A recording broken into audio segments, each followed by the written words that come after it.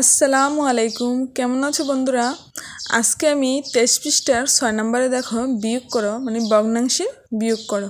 ভিডিওটি যদি আপনাদের কাছে একটু ভালো লাগে একটি লাইক দিয়ে অবশ্যই শেয়ার করে দিবেন। ক, খ, গ, ঘ 4টি অঙ্কই করাবো। চারটি আলাদা আলাদা নিয়ম, তাই 4টি করাবো। তো প্রথমে আমরা কি করব, লব ও হরের লসাগু করব।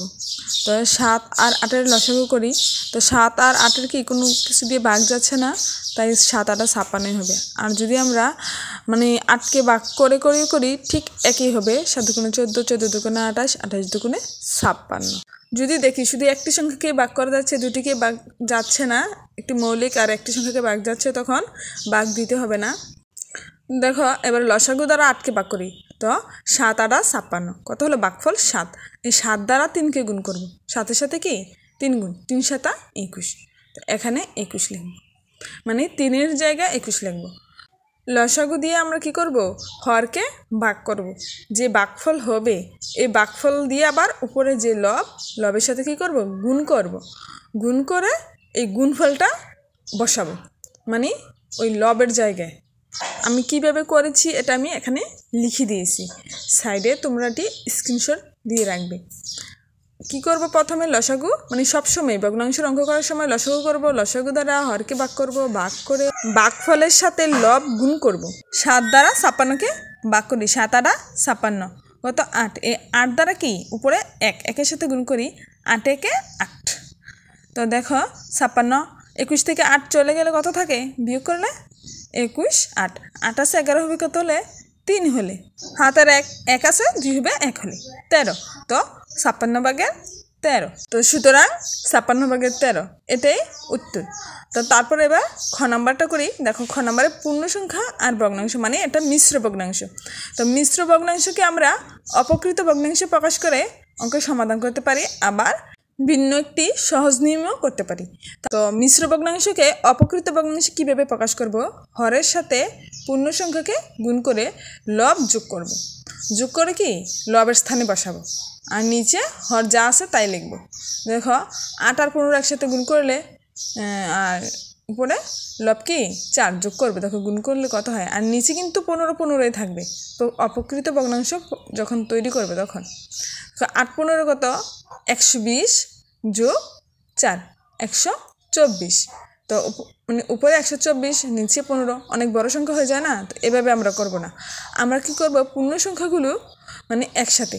এখানে কি এটা থেকে ওইটা বিয়োগ না, তো আমরা কি বিয়োগ করব, 8-এর থেকে 7 বিয়োগ, আবার কি 15 ভাগের 4 আর 45 ভাগের 13 এটাও কি বিয়োগ করব। 15 ভাগের 4 থেকে 45 ভাগের 13 বিয়োগ। তো আমরা কি বিয়োগ করার পর এটা থেকে এটা বিয়োগ করার পর বিয়োগ ফল তো একটাই হতো না, বিয়োগফল একটা হতো না। তো কি দুটোটা এটা বিয়োগ করে যে ফলটা হবে সবটা কি একটাই ফল হবে। তো একসাথে কি হবে, যোগ। একটা ফল তৈরি করতে কি দুটোটা একসাথে করতে হলে আমাদের যোগ করতে হবে। যে মাঝখানে কি চিহ্ন, যোগ চিহ্ন দিলাম। তো 8 থেকে 7 বিয়োগ হয়ে গেলে কত থাকে 1। তো মাঝখানে এই যোগ চিহ্ন আছে, যোগ চিহ্ন। তো এবার কি আমরা এই পাশটা আবার ভগ্নাংশ নিয়ম অনুযায়ী বিয়োগ করি। দেখো 45 আর 15 লসাগু করব। লসাগু করে ঠিক লসাগু দ্বারা 15কে ভাগ করে আবার 4-এর সাথে গুণ, এইভাবে ওই প্রথমে নিয়ম অনুযায়ী করব। 15 আর 45-এর লসাগু করি, 5 দ্বারা যায় 3 5 15, 5 9 45। তো আবার কি 3 আর 9, 3 দ্বারা যাচ্ছে 3 1 3, 3 3 9, তো আর যায় না। এবার দেখো 3 3 9, 5 9 45। তো লসাগু কত 45, সবগুলো একসাথে গুণ করলে দেখো 45 হয়। তো এবার 45কে আমরা 15 দ্বারা ভাগ করব। তো 3 15 45, ভাগফল কত হলো 3। এই ভাগফল 3-এর সাথে আমরা কি করব, উপরে 4 মানে লব গুণ করব। অনেকে আছে এতটাই দুর্বল যে 15 দিয়ে 45কে ভাগ করতে পারে না, তারা কি এভাবে ভাগ করে আলাদা সাইডে ভাগ করে নেবে, অথবা ভাগ করবে তো 15 নামতা পারছো না, তো নামতাটাও কি লিখে তৈরি করে নিবে। দেখো এভাবে 2-এর নামতা তো পারো, 5 2 10, 10-এর 0, হাতে রইল 1, 2 1 2, 2-এর সাথে 1 দিলে কত হলো 3।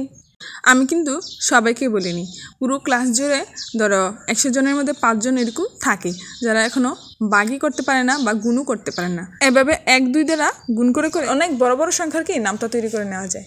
নামতা তৈরি করে তারপরে ভাগ করে নেবে। তো 3 15 45, 3। তো 3 কি 4-এর সাথে গুণ, 3-এর সাথে কি আমরা 4 গুণ করে দেব। 3 4 12, এখানে কি 12। তো আমরা কি এভাবে লিখলেও পারি আর ডাইরেক্ট গুণ করে এখানে লিখে দিলেও পারি।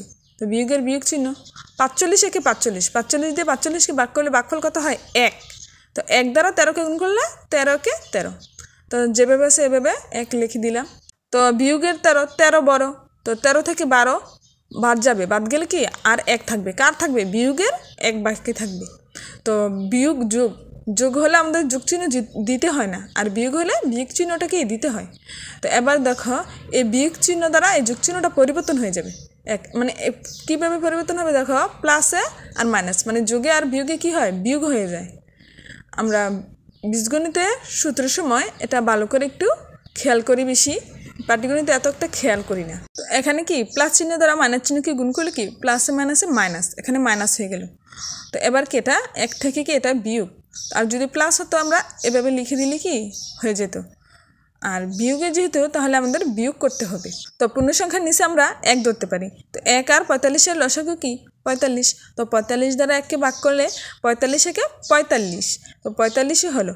তো 45কে আমরা 1 দ্বারা গুণ করলে কি 45 একে 45। তো মাঝখানে বিয়োগ চিহ্ন, তো এখানে আবার 45 একে 45 ভাগ করতে ভাগফল কি 1, 1 দ্বারা 1কে গুণ করলে 1 একে 1। তো 45 থেকে আমরা 1 বিয়োগ হয়ে গেলে কত 44। তো এটাই উত্তর, 45 ভাগে 44। তো প্লাসে মাইনাসে মাইনাস, প্লাসে প্লাসে প্লাস, মাইনাসে মাইনাসে কি প্লাস, প্লাসে মাইনাসে মাইনাস। এই জিনিসটাই খেয়াল রাখতে হবে, মানে একরকম যদি চিহ্নগুলো হয় তাহলে প্লাস হয়ে যায়, আর ভিন্ন থাকলে মাইনাস।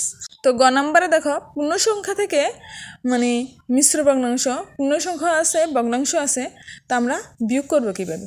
তো এখানে 20 থেকে 9, আগে 9 বিয়োগ করি। 20 থেকে 9 বিয়োগ করার পর যে ফলটা থাকবে ওই ফলটা থেকে কি আবার 21 ভাগের 20 মানে ভগ্নাংশ সংখ্যাটা আমরা বিয়োগ করব। তাহলে এই 21 ভাগের 20 এটার সামনে আমরা কি চিহ্ন দিব, মানে বিয়োগ চিহ্নই দিব, কারণ আমরা এটাকেও আবার কি বিয়োগই করব, তাই না। তো 20 থেকে 9 যদি চলে যায় তো কত থাকে 11। তো এবার বিয়োগ 21 ভাগের 20। তো এবার আমরা ঠিক 11 নিচে কি আছে, পূর্ণ সংখ্যার নিচে 1 আছে, মানে 1 আর 21-এর লসাগু 21। তো 21 দ্বারা 1কে ভাগ করি, 21 একে 21 ভাগ করাতে কত হয়েছে 21। তো 21-এর সাথে কি আমরা 11 গুণ করব। তো এভাবে গুণ করে লিখি 1 একে 1 2 একে 2, 1 একে 1 2 একে 2। তো গুণফল কত হলো দেখো, 2 আর 1 3, 2 এর 2 231। তো 21 দ্বারা কি আবার 21কে ভাগ করি, 21 একে 21 1, 1 দ্বারা 20কে গুণ করলে 20 একে 20। তো মাঝখানে বিয়োগ চিহ্ন 20 একে 20। তো এবার 231 থেকে 20 বিয়োগ যাবে, 20 বিয়োগ গেলে কত থাকে 211। তোমরা সাইডে বিয়োগ করে দেখবে, যারা একটু দুর্বল অঙ্কতে তারা আলাদা আলাদাভাবে প্রতিটা রাফ করবে, ভুল করা যাবে না। রাফ করে করে করো কোনো সমস্যা নেই, কিন্তু ভুল করা যাবে না। তো 21 দ্বারা 211কে আমরা ভাগ করব, কারণ অনেক বড় সংখ্যা না উপরে। তো 21 দ্বারা 211কে ভাগ আছে, তো আমরা ভাগ করি, ভাগ করে কত হয় দেখো 21 একে 21। ওপর থেকে 1 নামালাম, তো 1কে কি ভাগ যাচ্ছে না। যখনই আমরা উপর থেকে একটা সংখ্যা নামাবো, নামালে ভাগ না গেলে কি তার জন্য একটা শূন্য দিতে হয়, এটাও খেয়াল রাখবে। তো এবার কি 1 অবশিষ্ট রয়েছে, 1 ভাগ যায় না, তো 1 উপরে আর 21। অনেকে এই যে শূন্যটা দিতে ভুল করে ফেলবে, সুতরাং 10 ভাগে 21। তো এবার ঘ নম্বরে দেখো 25 কেজি আর গ্রাম, কেজি আর গ্রাম, কেজি থেকে কেজি বাদ যাবে, গ্রাম থেকে গ্রাম বাদ যাবে। তো আমাদের 25 কেজি থেকে 17 কেজি কি মাইনাস করব, কত কেজি থাকবে, আর গ্রাম থেকে গ্রাম মাইনাস করব। তো গ্রাম থাকবে, তো কেজি আর গ্রাম দুটো কি যা একটা ফল বের হবে, দুটো একসাথে যোগ করবো আমরা, এত কেজি এত গ্রাম, তাই না। তো এটা মাঝখানে একটা কী চিহ্ন বসাবো আমরা, এটা আমরা বুঝলাম, মানে যোগ চিহ্ন বসাবো। আচ্ছা আমি ভগ্নাংশটা এখানে লিখি, দেখো গ্রাম, এটা হলো কি গ্রাম, গ্রাম থেকে গ্রাম বিয়োগ। তো আমরা ভগ্নাংশটা এখানে লিখে এখানে গ্রাম লিখব। তো কেজি আর গ্রাম একসাথে কি হবে যোগ, মনে করো 8 কেজি বা 9 কেজি এত গ্রাম এরকম হবে, ঠিক আছে। এখন 25 থেকে 17 বিয়োগ করি, বিয়োগ করলে কত 8 কেজি। তো 8 কেজি কত গ্রাম, তো গ্রামটা কি আবার ভগ্নাংশের সংখ্যা, যেহেতু আমরা এটা বিয়োগ করে এনে বসাতে হবে। কেজিটা বের করে ফেলেছি আগে, এবার ভগ্নাংশটা আমরা করি। গ্রামেরটা ধরো পূর্ণ সংখ্যাগুলো একসাথে 7 থেকে 10 বিয়োগ করি, তো আবার ভগ্নাংশগুলো একসাথে বিয়োগ করি। পূর্ণ সংখ্যাগুলো একসাথে আর ভগ্নাংশগুলো একসাথে এভাবে যদি করি আমরা সহজে করে ফেলতে পারি, তাই আমরা এভাবে করছি। কিন্তু দুটার ফলাফল কি একই হবে, একসাথে যোগ হবে, তাই মাঝখানে আমাদের চিহ্ন দিতে হবে। তো এটা বিয়োগ করে মানে সম্পূর্ণ বিয়োগ করে একটাই ফলাফল হতো, তাই না? তার জন্য আমরা কি আলাদা আলাদাভাবে করলেও ফলাফল একটা হবে, তাই মাঝখানে যোগ চিহ্ন।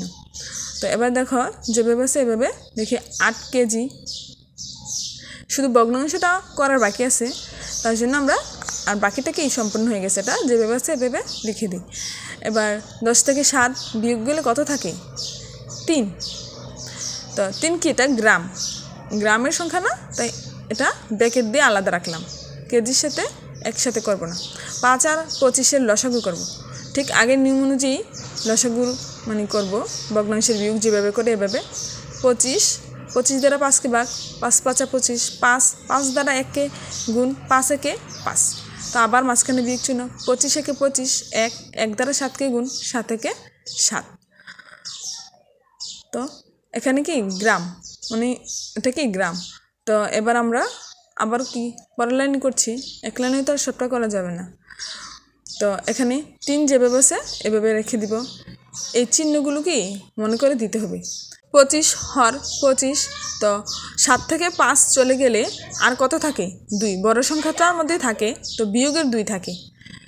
তো এবার দেখো ওই আগের মতো, আগে যে একটা অঙ্ক করেছিলাম মানে বিয়োগের সংখ্যা ছিল ঠিক এরকম, চিহ্নগুলো এখানে পরিবর্তন হবে, একটা চিহ্ন ধরো এই 3, তো এখানে কোন চিহ্নটা পরিবর্তন হবে? দেখো এই যোগ চিহ্নটা পরিবর্তন হবে, যোগে আর বিয়োগে কি প্লাসে মাইনাসে মাইনাস হয়ে যাবে, তো উপরে 2 নিচে 25 গ্রাম। অঙ্কর নিয়ম অনুযায়ী চলে, আমরা সেই নিয়ম অনুযায়ী করতে হবে। তো এখানে দেখো 3-এর সাথে কি 25/2 বিয়োগ করতে হবে, তো আমরা বিয়োগ করি। তো 3-এর নিচে তো 1 আছে, তো 1 আর 25-এর লসাগু তো কি 25, তো 25 দ্বারা 1কে ভাগ করলে 25 একে 25, 25 দ্বারা 3কে গুণ করলে 3 25 75, তো বিয়োগ 25 একে 25, 1 এর সাথে 2 যদি গুণ করি 2 একে 2, তো গ্রাম। তো আমরা কি দেখো এখানে এটা যেভাবে আছে এভাবে লিখে দিব। তো এবার কি বিয়োগ করবো, 75 থেকে 2 চলে গেলে আর কত থাকে? 73। তো উপরে 73 আর নিচে 25 দ্বারা 73কে ভাগ, তো আমরা কি 25 দ্বারা 73কে ভাগ করব, এখানে সাইডে ভাগ করে নিব। তো 25 দুগুণে 50, 3 25 75, তো আমাদের 3 বার যায় না 2 বার যায়, 25 দুগুণে 50, তার অবশিষ্ট কি থাকে? 23। তো 23 অবশিষ্ট আছে, ভাগ করার বাকি আছে, তা যা ভাগ করার বাকি তাকে উপরে, আর নিচে যে হর ছিল ওই হরে কি নিচে লিখব। এভাবে আমরা সমস্তটা লিখব। অনেকে এটাও লিখতেই ভুল করে ফেলে। গ্রাম 8 কেজি, মানে 2 কি এখানে গ্রাম, এটা কি 8-এর সাথে যোগ হবে না, 2 গ্রাম। গ্রাম না থেকে যদি কেজি হতো তাহলে কি 2 8-এর সাথে যোগ হয়ে যেত, 10 কেজি হয়ে যেত। 10 কেজি 25/3 23 মানে কেজি থাকতো। তো এখানে কি গ্রাম যেহেতু, তো এটা কি আলাদা, 2 কি গ্রাম। তো এটাই অঙ্ক। সুতরাং 8 কেজি 2 সমস্ত 25/23 গ্রাম।